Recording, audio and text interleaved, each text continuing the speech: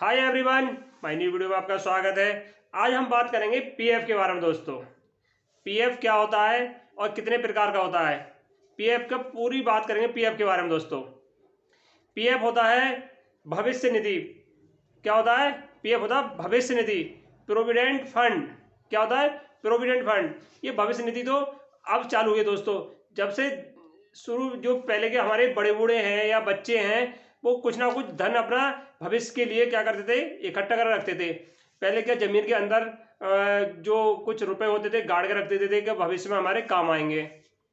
जो हमारे पहले बुजुर्ग हैं, तो जमीन के अंदर जो पैसे थे, चांदी के सिक्के सिक्के चलते थे उस समय, फिर उसे क्या, जमीन के अंदर मटके वगैरह में रख देते थे, क्योंकि वो भविष्य में आगे चल के उनके काम आए, चोर डाकू उन्हें नहीं लूट सके। दोस्तों, भविष्य निधि तो ये बहुत समय से चली आ रही है। जब से सृष्टि रची है उस समय से भविष्य निधि चली आ रही है। भविष्य के लिए कुछ बचा के रखना, बुढ़ापे के लिए बचा के रखना दोस्तों। जैसे कि अब वो वर्तमान समय में क्या है, बच्चे के गुल्लक में पैसे डालते हैं। वर्तमान में क्या है, छोटे छोटे बच्चे होते हैं, छोटी गुल्लक 5-10 रुपए की लेते हैं, उसमें पैसे डाल देते हैं, और वो जब उनकी ज़रूरत होती है तब उसे फोड़ के वो दोस्तों निकाल लेते हैं। ये सब क्या है? भविष्य निधि है दोस्तों। सरकार ने अभी जो आम पब्लिक है उसके लिए भविष्य निधि और पीएफ चालू करा था दोस्तों। जब देश आज़ाद हो गया अपना, जब देश आज़ाद नहीं था उससे पहले तो अंग्रेजों का शासन था, उस समय तो लोग अपने भविष्य के लिए गड्ढा खोद के उसमें पैसे मटके वगैरह में रखते थे। मगर जब देश आज़ाद हो गया तो केंद्र सरकार ने भी सोचा कि जो हमारे जो बुजुर्ग हो जाएंगे 60 साल बाद, उनके लिए कोई ऐसी निधि बनाई जाए जो 100% सिक्योर हो। 100% क्या हो? सिक्योर हो। ऐसी निधि, ऐसे फंड का निर्माण करा जाए दोस्तों। तो उन्होंने, केंद्र सरकार ने, जो हमारी केंद्र सरकार थी, तो उन्होंने ये जो निधि थी भविष्य निधि को, पीएफ तो ईपीएफ चालू कर दिया था भविष्य निधि को। जो प्राइवेट कर्मचारी थे, जो कर्मचारी थे उस समय प्राइवेट, जो किसी फर्म या किसी में काम कर रहे थे, किसी के संस्था में काम कर रहे थे, 1952 में ईपीएफ चालू करा था दोस्तों। केंद्र सरकार ने ईपीएफ चालू करा था। कब चालू करा था? 1952 में, जब देश आज़ाद हमारा होने के बाद कुछ साल बाद। तो जो कर्मचारी थे उनके लिए ईपीएफ चालू करा था दोस्तों। ईपीएफ तो वो थे जो नौकरी करते हैं, किसी प्राइवेट संस्था में नौकरी करते हैं, उनके लिए ईपीएफ चालू करा था 1952 में दोस्तों। 1952 में चालू करा था। ईपीएफ का मतलब होता है एम्प्लॉय। ई से होता है एम्प्लॉय, पी से प्रोविडेंट और एफ से फंड। एम्प्लॉय फंड होता है दोस्तों। जो प्राइवेट कंपनियों में काम करते हैं उनके लिए ईपीएफ चालू करा था 1952 में। उसके बाद जो आम ये है, उसी का हिस्सा पीएफ का हिस्सा है। ईपीएफ पीपीएफ का पीएफ का हिस्सा है। दो भागों में बांटा गया है पीएफ को। एक ईपीएफ और दूसरा है पीपीएफ। पहले ईपीएफ चालू करा गया था 1952 में, और उसके बाद जो आम जनता को ध्यान में रखते हुए, केंद्र सरकार ने आम जनता को ध्यान में रखते हुए पीपीएफ चालू कर दिया दोस्तों। कब कर दिया था? 1968 में। 1968 में पीपीएफ चालू कर दिया गया था। ईपीएफ उससे पहले, उसके बाद पीपीएफ। पहले जो कर्मचारी, जो प्राइवेट कर्मचारी कहीं काम कर रहे हैं उनके लिए चालू करा गया था, उसके लिए आम जनता, आम पब्लिक के लिए ये 1968 में चालू कर दिया गया दोस्तों। मैं राजपाल सिंह, राज मोटिवेशन मुरादाबादी में आपका स्वागत करता हूं। आपको वीडियो पसंद आए, लाइक करना, शेयर करना और सब्सक्राइब जरूर करना दोस्तों। मैं आपको मोटिवेट करता रहूँगा, नई नई वीडियो आपको लाता रहूँगा। नोटिफिकेशन का बटन, बेल आइकन का बटन दबा दीजिए। अब बात करते हैं ईपीएफ और पीपीएफ में क्या अंतर है। ईपीएफ जो ईपीएफ होता है नौकरी करने वालों के लिए, जो प्राइवेट नौकरी कर रहे हैं उनके लिए क्या होता है? ईपीएफ। और जो आम पब्लिक है उसके लिए होता है पीपीएफ। दोनों में क्या अंतर है दोस्तों? ये किसके हिस्से हैं? पीएफ के, प्रोविडेंट फंड के हिस्से हैं ईपीएफ और पीपीएफ। ईपीएफ और पीपीएफ। अब बात करते हैं ईपीएफ के बारे में। ईपीएफ में क्या होता है? जो प्राइवेट कर्मचारी या सरकारी कर्मचारी, 1952 में चालू हुआ था। प्राइवेट कर्मचारी या सरकारी कर्मचारी को ये कटवाना जरूरी था, कंपलसरी था। किसी कंपनी में वो काम करते हैं, मान लो सरकारी प्राइवेट कर्मचारी है, सरकारी कर्मचारी, तो उनकी सैलरी का मूल वेतन का 12%, मूल वेतन का 12% कटना अनिवार्य है। जो प्राइवेट कंपनी में काम कर रहे हैं उस समय और अभी भी 12% कटना उनकी सैलरी का अनिवार्य है। और पीपीएफ में कोई अनिवार्य नहीं, चाहे आप 100 रुपये डाल दीजिए या 1000 रुपये या 1.5 लाख रुपये डाल दीजिए, कोई जरूरी नहीं, कितने पैसे डाल सकते हैं। और सर इसमें ईपीएफ में आपको सैलरी का 12% ही जमा करना पड़ेगा दोस्तों, अपने आप कट जाएगा। ईपीएफ में अपने आप कट जाएगा, उसमें आपको 100 रुपये से लेकर 1.5 लाख रुपये कितने भी डाल सकते हैं। ईपीएफ उस कंपनी में कटेगा जिस कंपनी में 20 कर्मचारी कार्यरत हों, कार्य कर रहे हों, वहां पर ईपीएफ कटता है दोस्तों। किसी कंपनी में 10 कर्मचारी काम कर रहे हैं और 19 भी कर रहे हैं तो वहाँ ईपीएफ नहीं कटेगा। जिस कंपनी में 20 कर्मचारी काम कर रहे हैं उसमें ईपीएफ कटेगा, उसमें ईपीएफ कटेगा। कंपनी आपकी सैलरी का 12% उसमें से हर महीने अपने पास जमा कर लेगी दोस्तों। और पीपीएफ में आपको कंपलसरी नहीं है, चाहे आप इसमें 100 रुपये महीने डाल दीजिए, मगर चाहे 1.5 लाख रुपये डाल दीजिए साल में, कंपलसरी नहीं है, कितने भी डाल सकते हैं। ईपीएफ में आपको कंपलसरी है 12% आपको कटेगा, जब उस कंपनी में कटेगा जिसमें आप 20 कर्मचारी उसमें काम कर रहे हों। ये काम सरकारी या प्राइवेट कंपनी जो काम करता है उसका पैसा अपने पास रखती है। मालूम किसी कंपनी में सरकारी हो प्राइवेट हो, उसमें आप काम करेंगे तो पैसा किसके पास, कंपनी अपने पास रखेगी। किसके लिए रखेगी कि आप जब 60 साल के हो जाएं तो आपके काम ये बुढ़ापे में पैसा आ सके। जब आप 60 साल के हो जाएं तो आपके काम में ये पैसा आज के, इसलिए आपको भविष्य निधि के लिए पेंशन के रूप में ये पैसा दिया जाएगा, या आप इकट्ठा पैसा निकाल सकते हैं बाद में दोस्तों। चाहे आप इस पैसे को हर महीने 60 साल जब उम्र हो जाएगी पेंशन के रूप में लें, या हर महीने या इकट्ठा ले लें आप ईपीएफ में।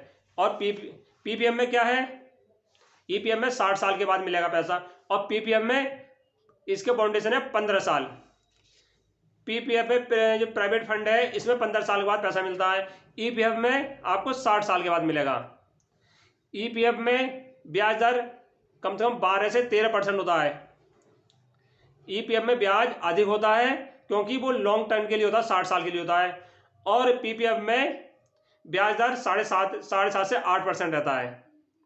सबसे ज़्यादा ईपीएफ में ब्याज मिलता है, पीपीएफ में कम मिलता है।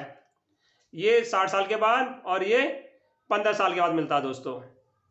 ईपीएफ को केवल जो कर्मचारी है सरकारी प्राइवेट वो खुलवा सकता है, पीपीएफ को कोई भी खुलवा सकता है। ईपीएफ में 12% का 12% जमा होता है, और पीपीएफ में केवल 1.5 लाख रुपए जमा कर सकते हैं साल के अंदर। ईपीएफ में आपका 12% कट गया सैलरी का, इसमें 500 रुपये से कम जमा नहीं कर सकते साल के अंदर। 500 से कम जमा करेंगे तो पेनल्टी आपके ऊपर पड़ जाएगी दोस्तों। और इसमें बीच में भी आपको कोई परेशानी हो गई तो आप इसमें बीच में पैसा निकाल सकते हैं। ईपीएफ में भी सुविधा है, पीपीएफ में भी सुविधा है। 5 साल के बाद आप इसमें से पैसा निकाल सकते हैं। कुछ परसेंटेज है, पूरा पैसा नहीं निकाल सकते, चाहे शायद 25% होगा। 5 साल के बाद ईपीएफ से ही पैसा निकाल सकते हैं, पीपीएफ से ही निकाल सकते हैं।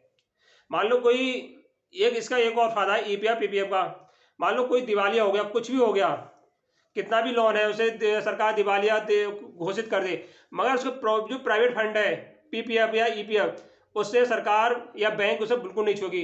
वो आपके रिटायर होने पर या 15 साल बाद आपको पूरा का पूरा मिलेगा। सरकार उसमें से 1 रुपया भी आपका खर्च नहीं करेगी, निकाल नहीं सकती है आपको बैंक भी।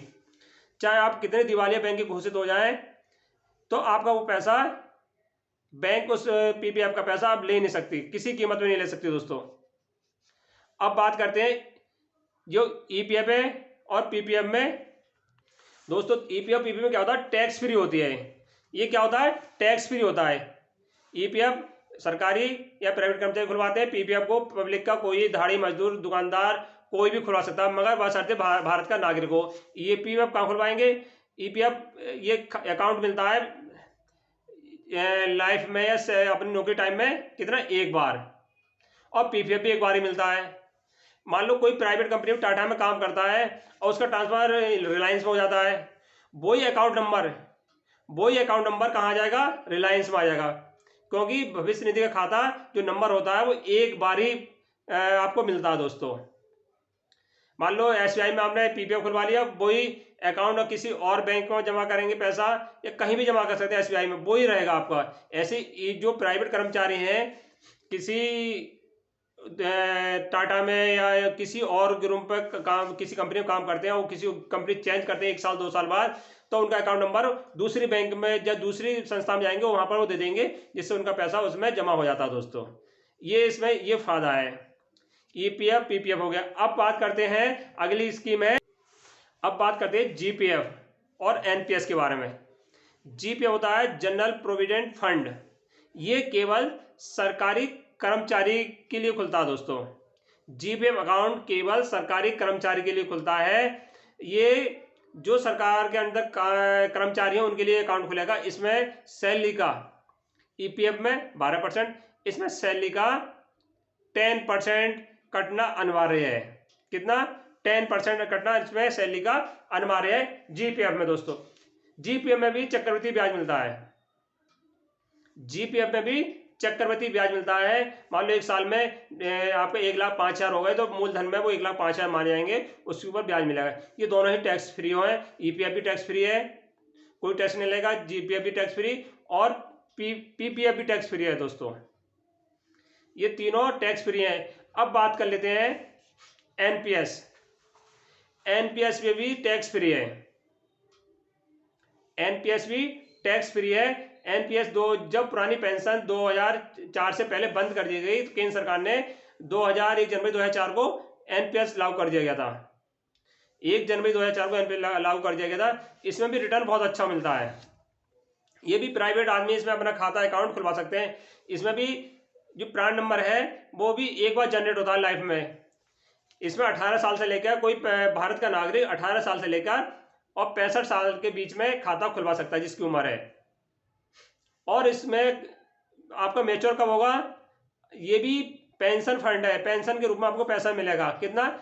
जब आपका 60 साल उम्र हो जाएगी तो 60% पहले बाद जो उम्र होने के बाद मिल जाएगा, और 40% आपको पेंशन के रूप में दिया जाएगा दोस्तों।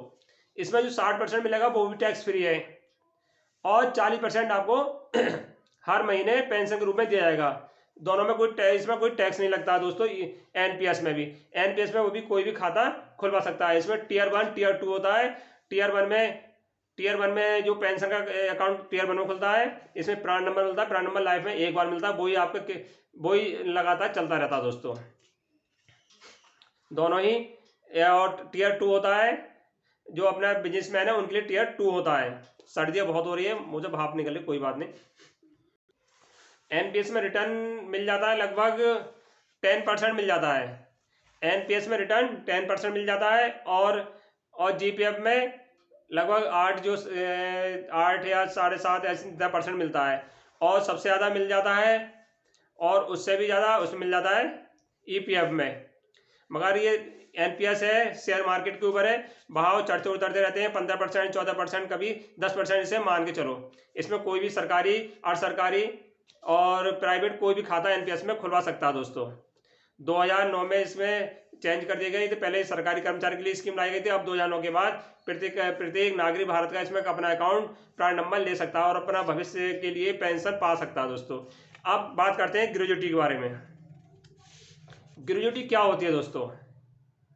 ग्रेजुटी के बारे में बात करते हैं। ग्रेजुटी जिस कंपनी में 10 कर्मचारी काम करते हैं, कोई भी कंपनी हो, मान लो 20 में तो आपका ईपीएफ कटेगा। किसी कंपनी में केवल 10 कर्मचारी हैं, उसमें से जो कर्मचारी हैं उन्हें ग्रेजुटी मिलेगी दोस्तों। उन कर्मचारियों क्या मिलेगी? ग्रेजुटी मिलेगी, जिसमें 10 कर्मचारी काम करते हैं। सरकारी कर्मचारी को तो मिलती है, प्राइवेट किसी कंपनी है, मान्यता प्राप्त है, रजिस्टर्ड है, 10 भी काम कर रहे हैं तो उन्हें ग्रेजुटी मिलेगी। ग्रेजुटी में क्या होता है? ये 1972 में चालू की गई थी ग्रेजुटी। कब? 1972 में ग्रेजुटी केंद्र सरकार ने लागू की गई थी। अब इसमें क्या होता है दोस्तों? इसमें जो 1972 में चालू की गई थी, इसमें वो कंपनी अपने यहाँ एम्प्लॉय को जो 5 साल लगातार काम करता है, 5 साल लगातार काम करता है, तो साल के अंत में 15 दिन का पैसा उसे नगद देती है। साल के अंत में 15 दिन का पैसा ग्रेजुटी के रूप में उसे नकद दिया जाता है, या वो पैसा 5 साल या 10 साल में, जब वहां से 5 साल बाद जो कंपनी छोड़ेगा तब उसे पैसा वो दे दिया जाएगा, ग्रेजुटी मिलेगी दोस्तों। ये सरकारी या प्राइवेट कंपनियों में है। लगातार इनाम के रूप में दोस्तों, क्या उसने लगातार हमारे यहाँ पर काम करा है, लगातार हमारे यहाँ 5 साल 10 साल इसमें काम करा है, तो ग्रेजुटी को हर साल 15 दिन का, मान लो किसी सैलरी 50,000 महीना है, तो 50,000 महीना है तो उससे कितना साल में ग्रेजुटी हो गई 25,000 रुपये। कितनी? 25,000 रुपये। जब मान लो वो रिटायर 5 साल बाद कंपनी छोड़ेगा, अनिवार्य 5 साल बाद जाओ तो कोई ग्रेजुटी नहीं मिलेगी।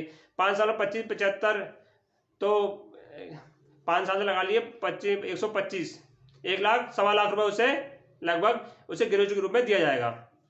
10 साल करेगा 2.5 लाख हो जाएगा। जैसे उस कंपनी में काम करेगा उसे ग्रेजुटी के रूप में पैसा मिलेगा। ये ग्रेजुटी हुई थी 1900, और जो 15 दिन का पैसा है उसमें भी ब्याज लगा के कंपनी देगी, वो भी बैंक में रखा जाएगा, उसमें भी ब्याज मिलेगा 8% 2% जो होगा दोस्तों। आज हमने बात करी थी पीएफ के बारे में। ये सब पीएफ के हिस्सा है। ये पीपीएफ, ईपीएफ और जीपीएफ और एनपीएस, सब ये क्या है? पेंशन सिस्टम है दोस्तों। सभी क्या है? केंद्र सरकार ने ये आम पब्लिक के लिए या जो गवर्नमेंट एम्प्लॉय हैं उनके भविष्य के लिए ये स्कीम चालू की गई थी दोस्तों, कि सभी के लिए बुढ़ापा सिक्योर हो जाए। जैसे पहले बड़े बूढ़े अपना बुढ़ापा सिक्योर करने के लिए क्या करते थे? मटके में या किसी में पैसा इकट्ठा गुल्लक में रख देते थे, जिससे कि बुढ़ापा आए तो उसे खोद कर पैसा वो अपने बुढ़ापे में काम कर सके दोस्तों। जैसे बच्चे होते हैं, बच्चे भी अपना पैसा गुल्लक में जमा करते हैं, ऐसे ही आपका पैसा एक गुल्लक में है, 100% सिक्योर है। जो पैसा 100% सिक्योर है, सिक्योर, आप उसमें पैसा आपको मारा नहीं जाएगा दोस्तों। वीडियो लाभदायक लगे तो सब्सक्राइब एंड शेयर करिए दोस्तों, और बेल आइकन बटन दबाइए। जय हिंद, जय भारत।